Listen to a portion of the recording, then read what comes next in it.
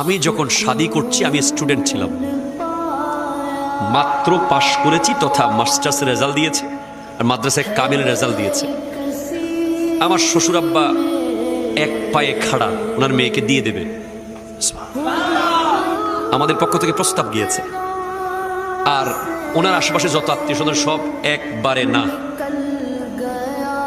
ছেলে কি খাওয়াবে আমাদের মেয়েকে? কিছু তো করে না। তো ইসলাম কি বলে?